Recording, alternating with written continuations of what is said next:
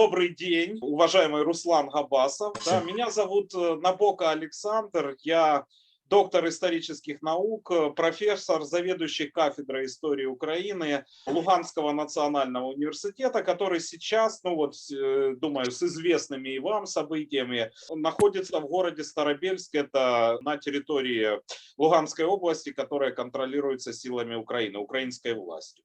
Ну и вот мы, по сути, организовали со студентами, со своими и с бывшими студентами, которые и с вами общие знакомые, да, моими контактировали, и нынешними студентами, которые помогают мне либо админить этот проект «Кофе профессора», либо я взял на себя смелость и пригласил некоторых в нашу дискуссию студентов, международников своих. Ну, мне кажется, я их буду и дальше приглашать на подобные беседы. Мне кажется, им будет такая видение международное, национальное, да, с представителями разных стран, разных народов и этносов, да, будет, я думаю, полезным, да, и участие в таких подобных дискуссиях. Ну и я всегда в силу своих научных и политических интересов всегда меня интересовало Восток. Я долго преподавал эту тему, интересовали различные этнические, политические движения, ну, скажем, может, не понятие более Евразия, да, использовать можно, да, в том числе, я читал, готовился к нашей беседе, вы используете более для обозначения своих, ну, скажем, народа, да, людей, выходцев из народа, к которому вы принадлежите, используете такой термин, как башкорт, да, это, это само название нашего народа. Да, и вы говорите о них как о патриотах республики, да, собственно, патриотах этого народа, да, если у нас есть какое-то противоставление просто там с башкирами, по-моему, да, я правильно понял? Ну, смотрите, вообще слово башкорт, это как у чеченцев, допустим, они себя называют нохчи, да, то есть да. Сами себя, а русские уже называют их чеченцами. То есть и то же самое у нас башкорт, башкортвар, это во множественном числе, это башкорттар, либо это самоназвание нашего народа. А уже русские называют нас, сейчас называют башкиры. Раньше называли башкирцы, скажем так, при Российской империи. Но да, сейчас я употребляю такое слово, потому что у нас была организация «Башкорт», которую признали экстремистской. В нее входило очень много людей, очень много поддерживали людей эту организацию. И сегодня, скажем так, уже в нашем обществе доминирует такое мнение, то, что башкорты – это именно те люди, которые борются за права и интересы башкирского народа.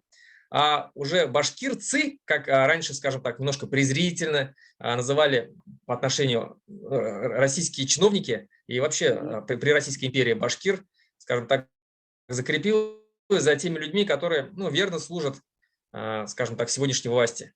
Поэтому мы называем, скажем, сами так называем. То есть такая определенная градация, да. Ну, в принципе, Да. понятно, да, если вы следите... А еще, Да, слушаю. перебью, еще у нас называют, у нас же есть такой знаменитый эпос «Урал-Батыр». Очень. И по этому эпосу там главный герой Урал, и у него есть родной брат Шульген. То есть он там, в этом эпосе он предает своего брата, предает своего отца, в общем, идет против своего родного брата. И у нас сегодня точно так же, скажем так, как башкорты и башкирцы, точно так же еще называют шульгены и уралы. Уралы – это герои наши, защитники башкирского народа, и шульгены – это своего же народа, в таком духе.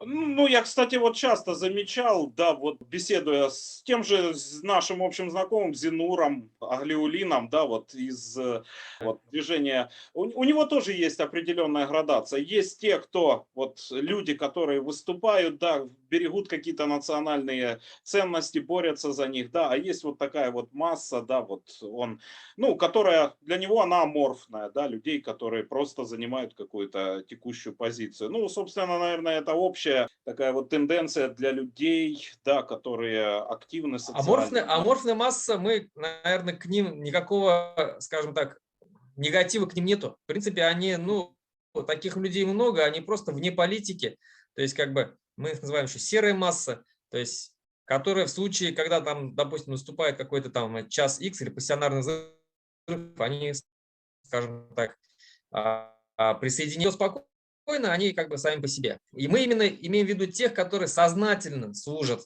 властям, помогают подавлять своих же башкир, устраивают репрессии, гонения. Еще их мы называем манкуртами. Начали налоги вводить, соответственно, люди, башкир, начали поднимать восстание. Одно восстание, второе, третье, там, с периодичности каждые 20-30 лет восстание поднималось.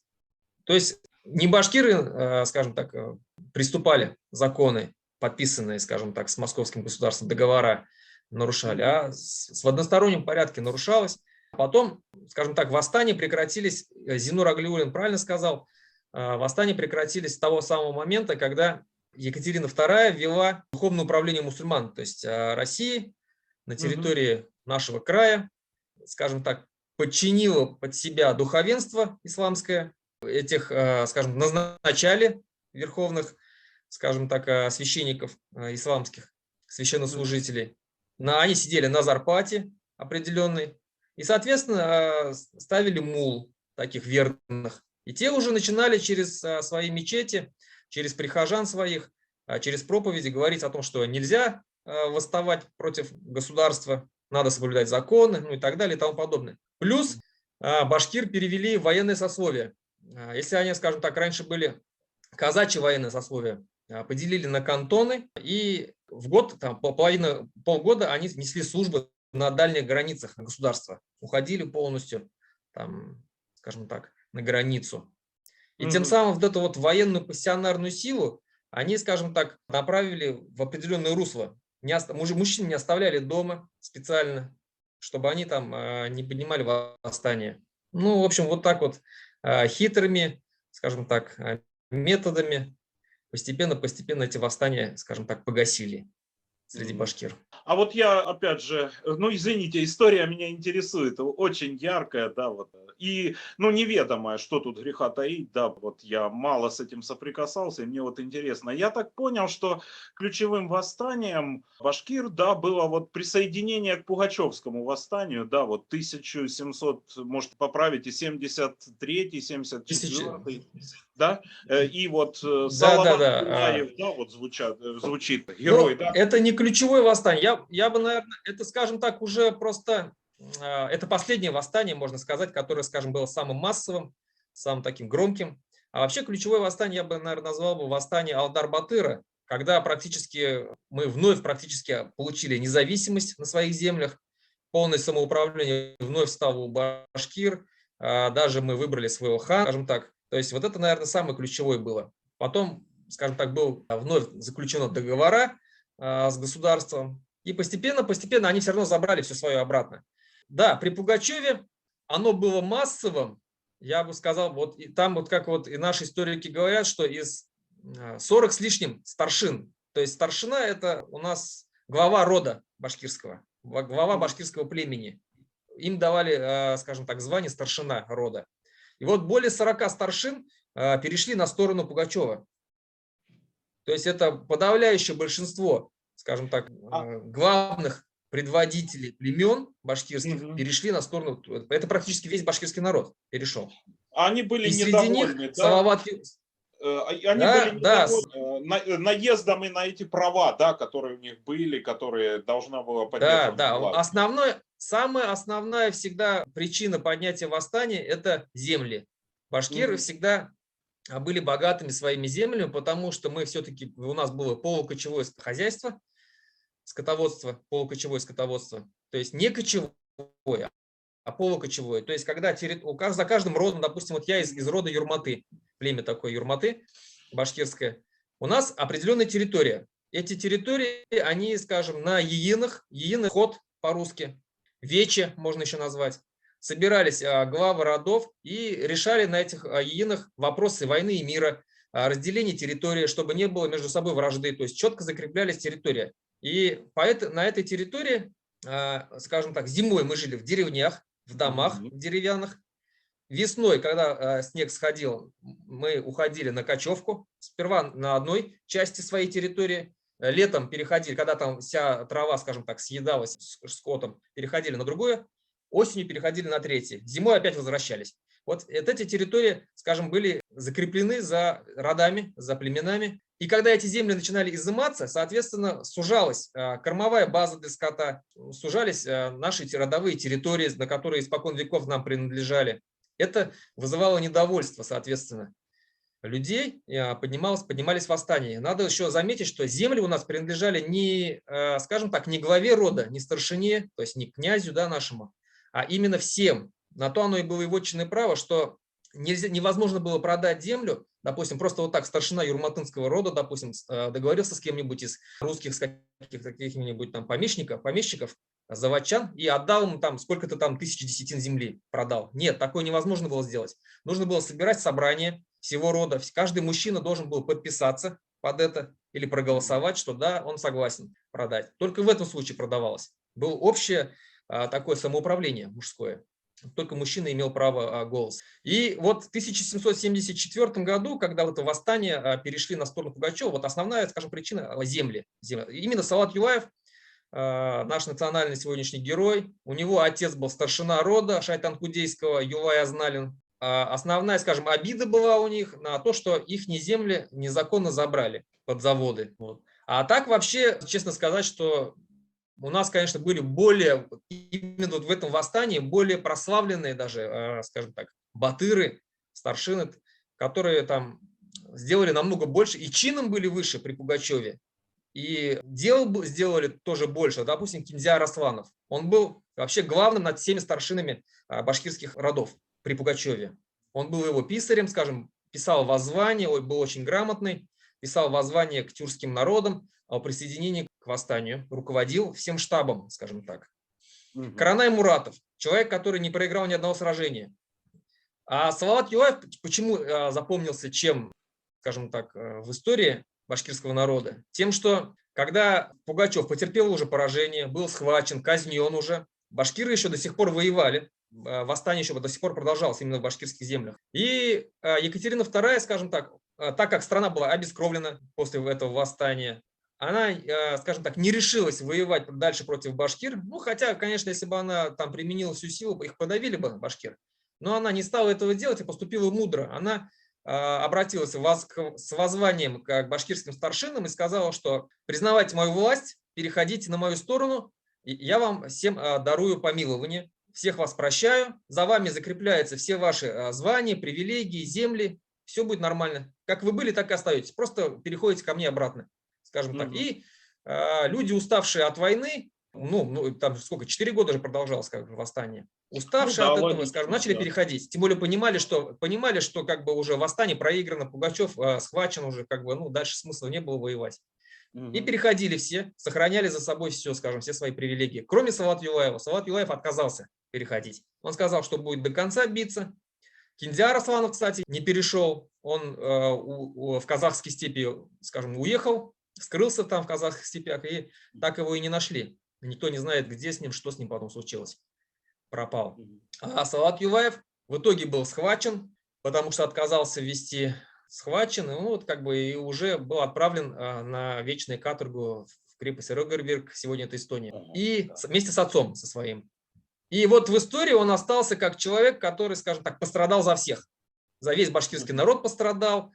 Символ такой, знаете, свободы, символ, как еще это наиболее яркий, да, вот. Да, вот. Да, даже вот как это сказать, я вот узнал про Салавата Символ непобедимости, да, то есть человек, который не признал власть царя до конца сражался, шел до конца, в общем, вот так вот. Я понимаю, да. А почему у меня такой интерес к этому вот периоду? Собственно, в 1775 году был издан указ Екатерины II о ликвидации Запорожской сечи, земли которой и другие казацкие земли также становятся в большинстве своем собственностью или российских помещиков, ранговые дачи так называемые тут вот применяются, либо же вот таких иностранцев, православных сербов, которые служили России в войнах против Турции. И Вот в связи с вашими словами вспомнилось также вот 1795, по-моему, год, указ Катерины II,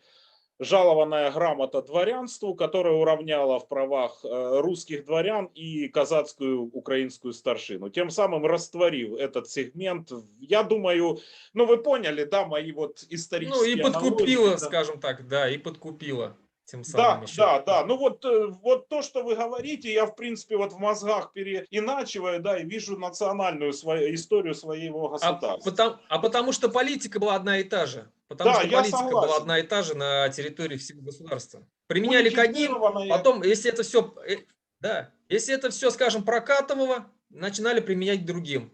Да. Обкатывали, скажем так, у одних, потом на других. Мгм. Ну вот этот, вот я поражаюсь, да, вот уже с тем же Зенуром, да, он рассказывает историю своего народа, тоже я вижу массу исторических аналогий. А вот вопрос уже ближе такой к современности, но еще к истории, да, вот в истории, я так понимаю, Украины есть такой период национального возрождения, когда национальные ориентиры, национальная идеология выходит на первый план. Ну, то есть не просто там этнос, не просто какие-то там, ну, я не знаю, в нашем случае это были какие-то сословные казацкие права или религия играет роль. А вот начинает людей, ну, какое-то определенное количество интеллектуалов интересовать, и для них становится ключевым вопрос принадлежности к украинской нации, скажем. Это вот для нас это и есть национальное возрождение, которое лежит и сегодня в основе ну, украинской государственности, да, украинской идеологии. Вот, ну, собственно, у вас есть движение, да, система взглядов, да, там политических, национальных. Вот, Башкирское национальное движение. да, да, вот исходя из этого, вот я хотел узнать, первая часть вопроса. Было ли у вас там, в каком-нибудь 19 или начале там, 20 века свое национальное возрождение? И вопрос, вот кого вы считаете своей идеологической основой? И есть ли кто-то, да, в тех, ну, в 19 веке, кто повлиял на формирование ваших взглядов, идеологии вашего движения? Конечно, как и среди всех народов, начала 20 века революция, то есть произвела, скажем так, взрыв, скажем, Да, да. да, пассионарный взрыв. Многие самоопределение народов началось, самосознание начинало, скажем, возрождаться. И у нас точно так же, когда произошла революция, наше национальное движение, у нас был лидер свой, Ахмед Заки Валидов, Ахмед Заки Мгм. Валиди, еще его называют. Это, скажем так, очень умный, грамотный человек. Уже на тот момент он был очень известным среди башкир человеком. Он возглавил это движение башкирское национальное. Были созваны курултаи, всебашкирские курултаи. На первом всебашкирском курултае было создано, скажем так, наше правительство. Шуро еще тогда оно было называлось, еще не правительство, Шуро. Прошел второй всебашкирский курултай. На третьем всебашкирском курултае, это уже 16 ноября 1917 года, мы первыми среди всех народов сегодняшних, которые входят в состав России, скажем так. На тот момент, я знаю, Украина первее нас, скажем так, основала свою автономию. Мгм.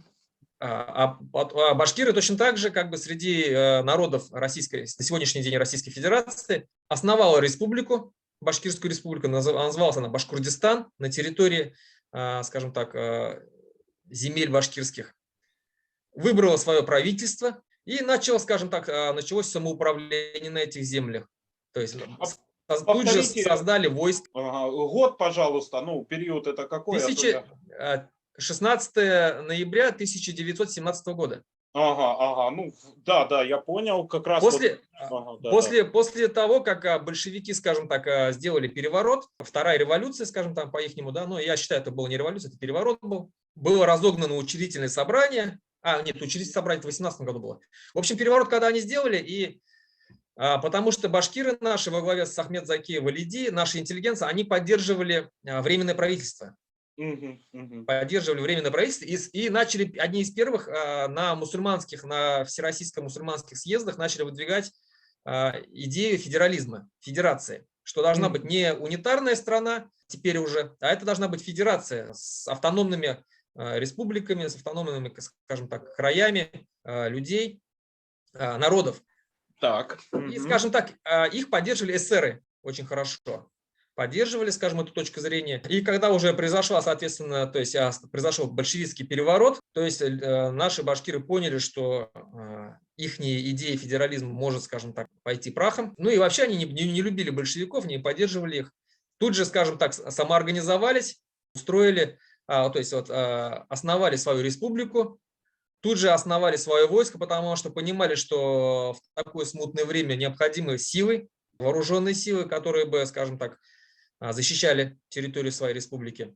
С И тех пор, скажем провозгласили так, независимость. да, и с тех пор, скажем так, началось наше башкирское национальное движение.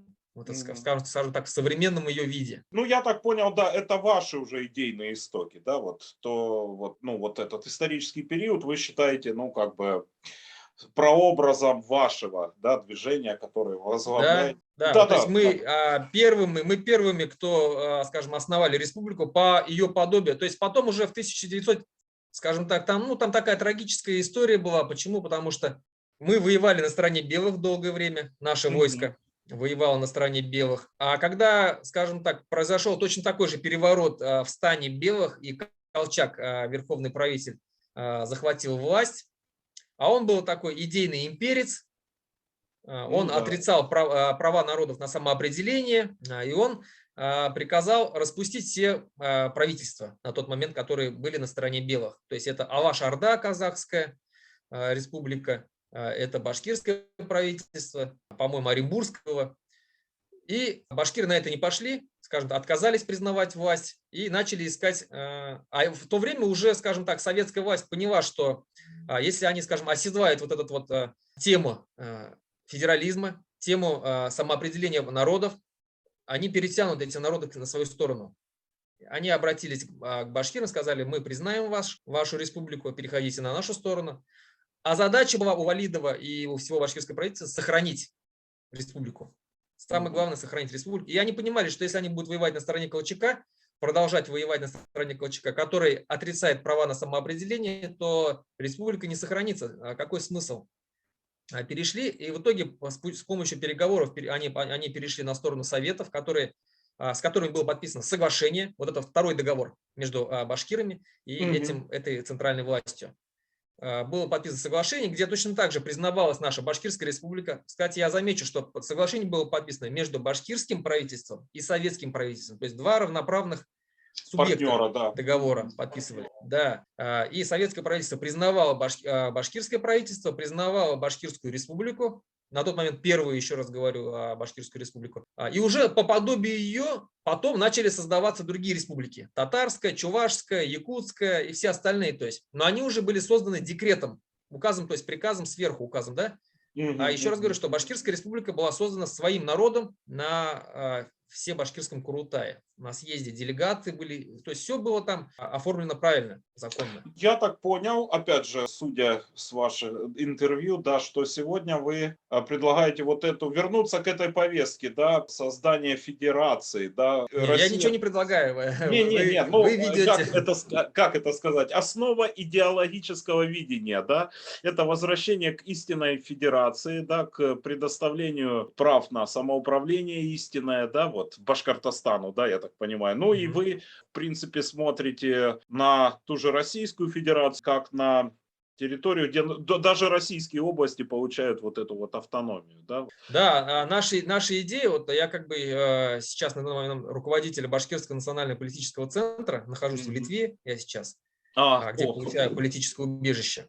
хотел спросить, но как-то не решился, да, Да, я читал, да. я покинул родину из-за политического преследования. Сейчас я нахожусь на территории Литвы, где, скажем так, подал Ну, понятно, вид на жительство, да, или какие-то права, да. решение на получение политического убежища. У меня овал, скажем так, сейчас я являюсь руководителем Башкирского национально-политического центра. Здесь я был приглашен на форум «Свободной России», где выступал с такой, скажем, речью. В общем, у нас есть такой один из ярчайших лидеров на сегодняшний день Башкирского национального движения – это Айрат Дильмухаметов. Сейчас он Мгм. находится в тюрьме, ему дали 9 лет строгого имени, которое я сейчас как бы продолжаю, скажем так, доносить. То есть он предлагал переформатировать это федеративное государство на новых основах, новый договор. должны быть подписаны. Договор должен быть подписан не как в 1994 году подписывались вот эти договора 93-94 году между областями и центром федеральным. То есть, ну, пример Башкортостана. Наш Муртаза Рахимов, президент Башкортостана, брал договор и ехал на поклон к царю. Там, да, как Ясак когда-то, то есть не как, точнее, право на престол. Раньше русские князья ездили к хану Золотой Орды просить право на престол. То же самое и здесь получается, что, скажем, наш президент поехал, скажем, подписывать договор. Такого не должно быть. Договор должны быть подписаны между равноправными субъектами всей федерации, исключая центр как прокладку. То есть она вообще не должна участвовать в этом. Федеральный центр мы сами должны, мы субъекты сами должны создать, сами должны наделить его полномочиями. И не обязательно это будет Москва. Возможно, это будет столица будет перенесена куда-нибудь, я не знаю, там Нижний Новгород, там Новосибирск, в центр России, допустим, да. Чтобы все субъекты были равноправны, некоторые, скажем так, федералисты предлагают лишить статуса республик национальных и до областей, там, до краев. Мы же предлагаем, это, мы считаем, что это неправильно, народы на это не пойдут, которые имеют сегодня республики. Мы считаем, наоборот, необходимо поднять статус областей, краев до статуса республик. То есть, чтобы все были республиками. То есть, там, ну, допустим, Свердловская республика, да, Екатеринбургская, там, я не знаю, Уральская, пусть назовется там. Тем более, кстати, опыт, кстати, был, когда они в начале 90-х пытались организовать Уральскую республику. Сибирская республика, Дальневосточная республика. Там это, как они сами решат, как они хотят. Там республика будет территориально как область сегодняшняя, или это будет несколько областей, как, допустим, в Центральном Черноземном районе, они вот там очень маленькие области. Может, это будет там сразу несколько республик, там Смоленская, там Ярославская, там Тамбовская, объединяться, там будет какая-то там у них Центральная республика, Южная республика, там Северная республика, где Мурманск, где Архангельск. И вот эти все республики совместно с национальными республиками организуют новую федерацию. Когда будут подписаны договора каждого субъекта друг с другом, допустим, Башкортостан подпишет там с Уральской республикой, с Дальневосточной республикой договор, с Татарстаном, с Якутией, и они точно так же, вот так вот сеть договоров горизонтальной федерации, скажем так, минуя Москвы, то есть они там вообще не должны никак участвовать, не они нам должны давать полномочия, а мы сами должны наделять себя полномочиями и точно так же федеральный центр наделять полномочиями. Вот в чем смысл нового переустройства федеративного.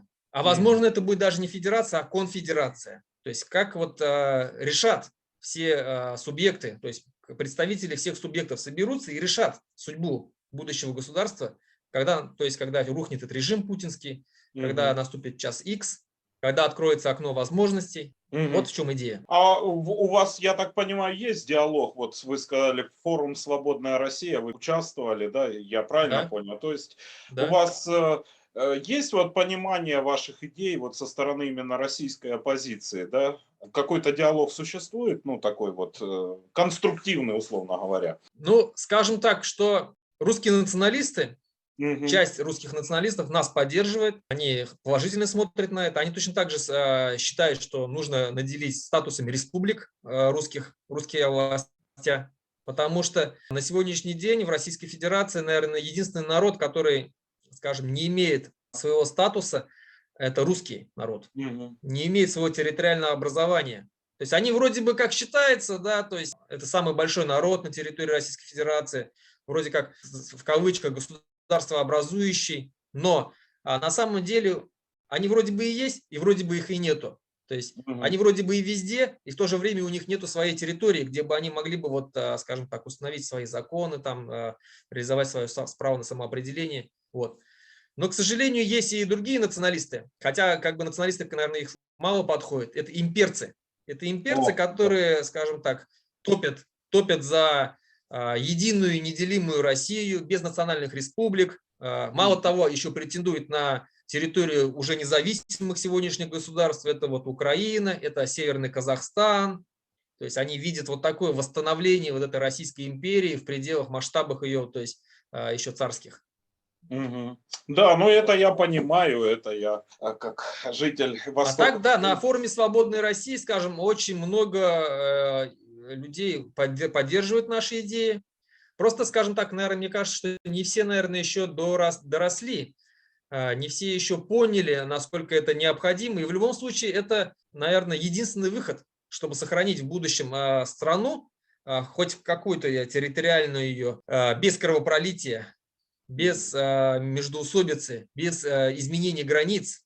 То есть вот так. Ну, то есть вот такой вот вариант полного выхода, да, полной независимости на данном этапе или вообще, наверное, не рассматривается, да, вами. Ну, все равно сохранение каких-то демократичных интеграционных форм, да. Но, Э, ну, смотрите, во-первых, полная независимость, она это очень сложный, скажем, такой момент. Тут много факторов.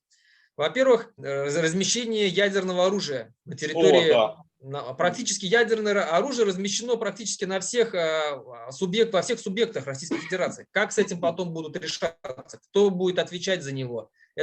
Если это будет огромная сеть независимых маленьких государств, могут появиться какие-нибудь князьки, которые, скажем так, похуже Лукашенко будут, да, и у Ну, которых будет в руках согласен, ядерное да. оружие. То есть Мгм. это раз. Во-вторых, экономическая интеграция. Вот эти корпорации, в которых Роснефть, там, Газпром, то есть это трубы, которые идут через все территории субъектов, нефтяные трубы, газовые трубы, там общие какие-то электрические сети, когда одна область питается от другой области. Вот эти автомобильные дороги, как будет таможня работать. Это же все очень сложно. Проще.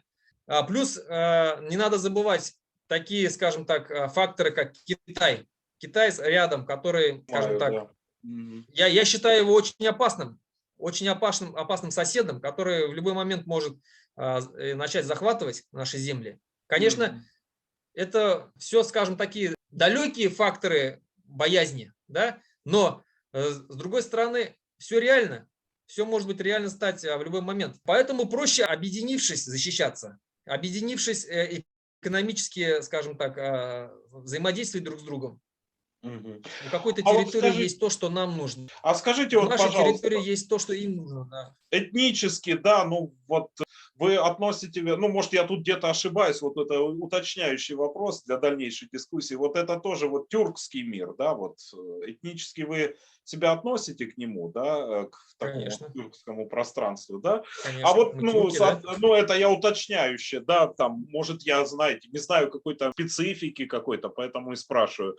А вот в связи с этим вопросом, вот тот же Зинур, да, он размышляет категориями такого объединения тюрок, да, как Туран, например, да, там политическое какое-то некое экономическое пространство и вот именно тюркских народов Евразии. Ну, я не знаю, там еще до конца я не понял степень их интеграции, но оно есть как фактор, да, в его, ну, скажем, размышлениях, в его конструкции. Как вы вот и относитесь к идее вот создания Турана, да, и, соответственно, что это за организация, да, будет, это какой-то союз государств, да, и как оно будет взаимодействовать вот с вашей, скажем, федерацией, да, на месте бывшей Российской империи, да, вот как, если вы поддерживаете Туран, так где место вот этой вот истинной Российской Федерации? Вот так вот, надеюсь, Ну, я. смотрите, я всегда был за то, чтобы тюркские народы, тюркские государства были, скажем так, в каком-то союзе. Мгм. Насчет Турана, Туран это, скажем, более общее, более широкое такое понятие. Вот на сегодняшний день существует союз тюркских государств, который основал Реджеп Таyyip Эрдоган, президент Турции, куда Мгм. входят, то есть вот эти вот среднеазиатские республики, страны. Я сразу хотел бы еще уточнить, что вот та федерация, про которую я говорю, или это будет конфедерация наподобие Европы, Мгм. Евросоюза, скорее всего, возможно, это и так будет. Потому что мы хотим, чтобы у каждого субъекта будущей этой федерации договорной была своя армия, то есть у Башкортостана была своя национальная гвардия, которая бы, скажем, входила в состав единой армии. То есть, да, единая валюта, скажем так, общая, без таможенной границы.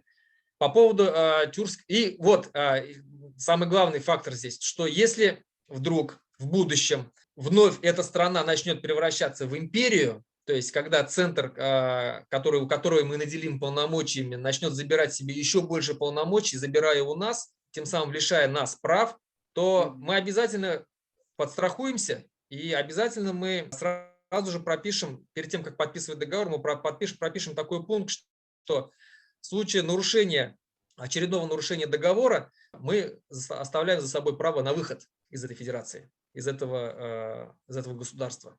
Мгм. На выход и уже как бы основание независимого. Вот это как бы сразу уточнить надо будет, чтобы мы не повторили ошибки прошлых, скажем так, наших подписанных договоров. Теперь по поводу тюркского единого государства. Во-первых, к сожалению, вот эта вот Российская империя, она сделала все, чтобы отделить башкир и татар, тюркские народы, а также чуваши, которые тоже являются тюрками, хотя они и христиане, отделить от среднеазиатских стран, от Казахстана. Они создали, вот почему одно из таких больших восстаний башкирских было в 1736 году. Это когда построили Оренбург и сеть крепостей, отделили Башкортостан, башкирские земли от казахов, потому что раньше, когда были восстания, очень часто казахи нам помогали, очень было много родствов, очень много башкирских и казахских родов одних и тех же, там Табын, допустим, Кипчаки, которые входят в состав казахских племен, башкирских племен, то есть очень много.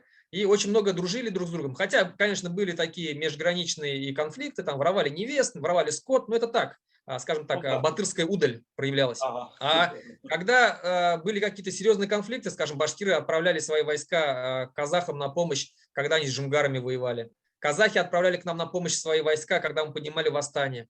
И башкиры отправляли самое дорогое, что у башкира, это семья и скот. И когда они поднимали восстание, они первым делом, чтобы, скажем, обезопасить свой тыл, они отправляли свою семью, свой скот казахам, родственникам своим. Отправляли к ним и уже смело шли воевать, потому что как бы знали, что семья в безопасности. И вот чтобы лишить этой поддержки со стороны казахов, вот это была основана сеть крепостей, где центральная была Оренбургская крепость, город Оренбург построили потом, да. И на сегодняшний день, то есть это вот такая узкая полоска, которая называется Оренбургская область. Что с ней делать, пока непонятно. Если мы будем заявлять на нее права и говорить, что это бывшие башкирские земли раньше, если на то пошло, и говорить, что мы их хотим присоединить к себе, тем самым мы нарушаем, скажем так, территориальную целостность сегодняшних административных образований Российской Федерации. Если мы пойдем на это, мы откроем ящик Пандоры. Потому что коммунисты, они специально, сволочи, так делали, что они делили территории нечестно, забирали у одних, присоединяли к другим, целые народы присоединяли, как вот сегодня там Карачаево-Черкесия, Кабардино-Балкария. Это черкесы, кабардинцы и карачаевцы – это один народ. Кабардинцы и черкесы – это тоже один народ. То есть два народа поделили на две республики, и там, то есть как бы, да, то есть и принцип разделяй ингушская, власть. да, вот эти конфликты до сих пор территориальные. Да. И, соответственно, мы откроем ящик Пандоры и начнутся, скажем, если мы уже здесь начнем к себе присоединять эту территорию, соответственно, другие тоже скажут, а что, мы тоже хотим, вот как бы у нас земли были незаконно забраны, при этом мы тоже хотим. И все, и начнется война за территории, конфликты, которые закончатся как по югославскому сценарию. Поэтому мы как бы изначально, когда сейчас говорим о будущем подписании федеративного договора, мы хотим, чтобы все территории сегодняшние признанные, они так и остались вот, как есть. Все границы субъектов, они признаны на сегодняшний день и будут признаны в дальнейшем. Соответственно, и то же самое Оренбургская область будет признана. В дальнейшем я не знаю, как оно произойдет, там история покажет.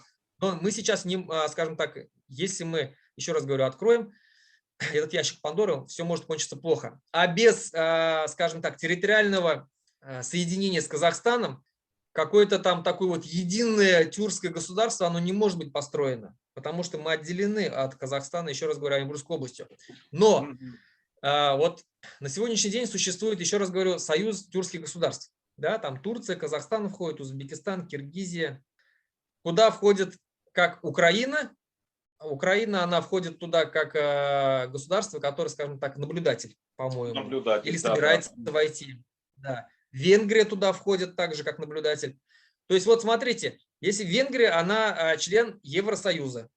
но она входит в союз тюркских независимых государств как пока наблюдатель, возможно, в будущем как член будет. То есть это же не мешает, что она входит в союз, там, она на сегодняшний день находится в Евросоюзе, но входит в другой союз. То же самое и потом, в будущем, когда у нас будет новая какая-то федерация или конфедерация, кто нам помешает также входить в союз тюркских независимых государств? Никто не мешает. Территориально находясь в одном месте, мы можем быть, да, там. Да, да, это, в общем-то, все классики, да, современного и глобального мира утверждают, что можно входить в перекрещающиеся различные региональные союзы, это не воспрещает, да, нет там какой-то, ну, у нас же не Варшавский договор, что мы тут вот должны Да. выбрать одну стезю, да, и в ней исследовать, в принципе, вот все достаточно надо стремиться к демократическому мировому устройству. Вот у меня еще вот один вопрос, одна из последний, наверное, вопрос. Вот конкретно ваша акция по защите, вот я, может, где-то ошибаюсь, вы простите, да, вот, может, я что-то скажу не так, да, вот какие-то есть для башкиров священные горы, да, вот там Вы, наверное, какой-то про вот Куштау, наверное, да? да, да, да, вот что-то. Это я так понял, да. Ну, что это за гора вообще? Вот можете пару слов сказать? Ну, что это за священный символ у башкир? У нас на территории нашей республики вообще раньше когда-то там 300 миллионов лет назад было море, океан Мгм, был. мгм, Когда океан пал, вот эти образовались коралловые рифы. мгм, Они на сегодняшний день практически, еще есть в Австралии, по-моему, только подобное что-то. Больше нет на Земле, то есть это вот холмы, горы-одиночки, их еще по-другому называют шиханами, горы-одиночки, которые на много метров в высоту торчат, то есть на 200-300 метров, которые полностью состоят, еще раз говорю, из коралловых там вот этих вот остатков, отложений, скажем так, тех времен. И, соответственно, для башкир, ну тогда они являются священными. Почему? Потому что, во-первых, на территории этих гор захоронено очень много наших святых башкирских, исламских, аулия, скажем так, их называют святые. исламских, Во-вторых, да, исторически, да, исламские, исламских, да, исламские. Ну, а мы до же, исламских нет, да, ну, там. ну, возможно, и есть, но это было очень давно, я как бы в истории, может Мгм, быть, и даже и не осталось. мгм, Вот. Во-вторых, историческое значение они имеют, потому что под этими горами, допустим, под горой Таратау у нас есть такая, раньше собирались те же самые вот иины, про которые я говорил, когда решались знаменитые вопросы, то есть мира, земли и так далее, войны. мгм, Курултаи проходили наши, все башкирские. То есть такое это было священное место, и даже мало того, на эти горы было запрещено подниматься чужакам. Башкиры не давали подниматься на эти горы никому раньше. Ну и плюс они имеют, скажем так, геологическую ценность, по которым можно узнать историю Земли для геологов, зоологическую ценность имеют, потому что там очень произрастает очень много краснокнижных растений, насекомых и так далее. Фауна очень интересная на этих растительность, которая растет на этих горах, на этих шаханах. Вот такое оно, скажем так, всемирное и наше башкирское культурно-историческое значение имеет. И наша организация «Башкорт», которая на сегодняшний день признана экстремистской, запрещена на территории Российской Федерации, очень много лет защищала эти горы, шиханы, потому что сперва было претензии к одной горе. Ну, в общем, если изначально начинать, они вот состоят из известняка, чистый известняк, можно сказать, мгм, называется, который применяется при изготовлении соды. Но многие думают, что прям из этого известняка делают соду. Нет, она просто в технологиях применяется. Она сжигается каким-то там способом в печах, добывается углекислый газ. Этот углекислый газ используют уже в производстве пищевой соды. У нас построили завод, точнее перевезли его во время войны, перевезли этот завод, после войны точнее, на территорию вот поближе к шиханам, к этим, мгм, и, скажем, начали разрабатывать одну из гор. Самых больших наших шиханов, начали, Шахтау называется она, начали ее разрабатывать. Но на тот момент все-таки была коммунистическая власть, диктатура, когда невозможно было, скажем так, возмущаться, то есть особо тогда никто не возмущался. Гору разрабатывали. И они строили этот завод с целью, что в дальнейшем там закончится одна гора, начнем разрабатывать вторую гору, потом третью, как бы и так дальше. А их всего 4. Они очень мгм. красивые такие. И вот коммунистический режим рухнул, уже Российская Федерация, и в итоге одна гора начала подходить к концу. Ее срыли практически всю. Сейчас уже начали вглубь копать под землю. И завод начал заявлять права на вторую Шихан. Такой Таратау называется у нас. Вот у нас скоро заканчиваются запасы, нам нужна гора. А тут как бы уже местное население, ну и вообще население Республики Башкортостан заявило, что нет, извините, все. Есть ученые наши, которые точно так же защищают эту гору, говорят, что запасы известняка состоят не только в этих горах, еще есть в земле огромные запасы известняка. Берите там. Она, конечно, эти запасы, конечно, находятся немножко подальше, их немножко сложнее добывать, потому что нужно землю там копать, вглубь копать. Но так мы не тронем эти красивые уникальные горы, которые имеют мировое значение. Но для этого же, так как у завода появились свои собственники уже, эти собственники находятся за пределами Российской Федерации, сама компания, то есть там мошенническим путем была перепродана, как бы и так далее, находится в офшорах. В общем, все скрыто, все, скажем так, сделано так, что ничего для... говоря, да? Да, непрозрачно, и плюс местным жителям ничего не достается с того, что добывается. Дороги разбиты, коммуникации уничтожены практически, деревни, которые расположены рядом, постоянно страдают от этих взрывов, потому что горы взрывают же. Я сам с этого района, с Ишимбайского, где находятся эти шиханы. Я каждый четверг раньше взрывали, произошел такой взрыв, аж стекла трещали, хотя я за 30 километров жил от этой горы. А представляете, что происходит с теми, кто рядом живут? У них все фундаменты трескаются, у них постоянно пыль летит на огород, ну и так далее, и тому подобное. Вот.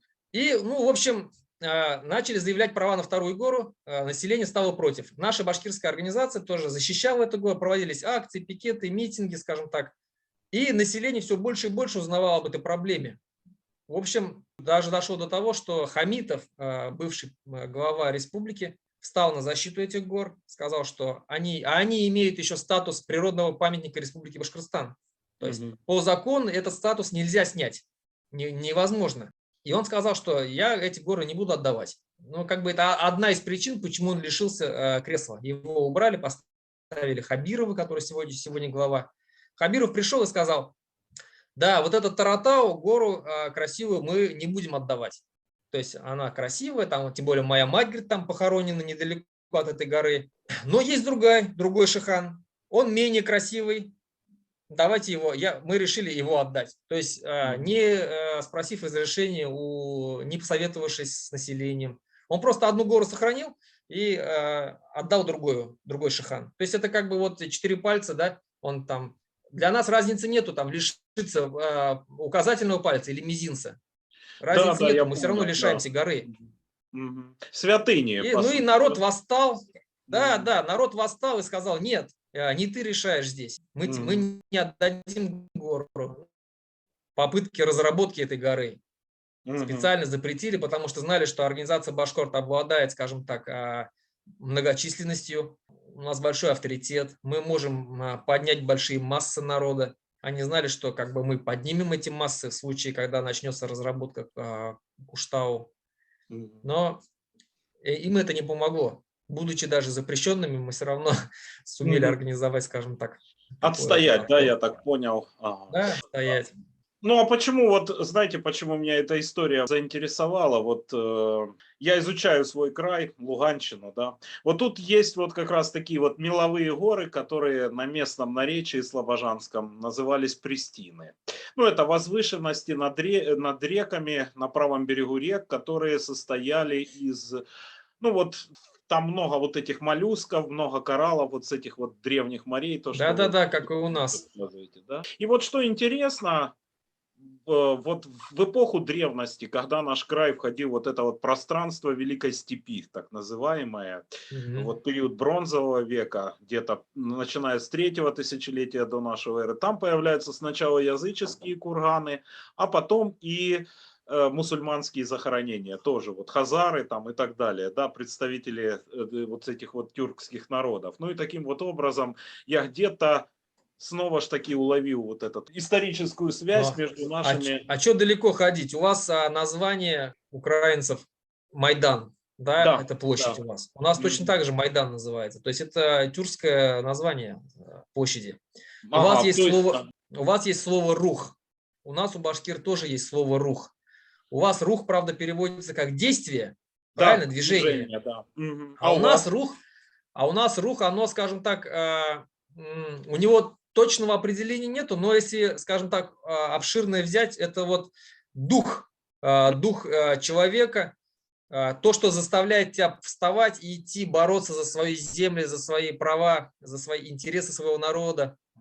Вот то, что сидит в человеке, да, в башкире, в каждом, это вот у нас говорят рух. У этого человека есть рух.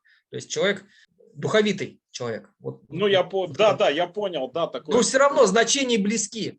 Да, да, я согласен, да, я улавливаю эту вот связь. Руслан, ну я благодарю вас за участие в нашей дискуссии, ну, за эту беседу. Она была очень содержательной, на мой взгляд, и интересной. Я вот люблю подобные беседы, да, с людьми активными. Вот слово «рух» тут можно и в башкирском, и в украинском значении вот Да-да-да. применить. Спасибо от меня, от моих студентов, да, которые вот Вам участниками спасибо. данного. Это был канал Кофе Профессора. Да, Надеюсь, продолжим еще.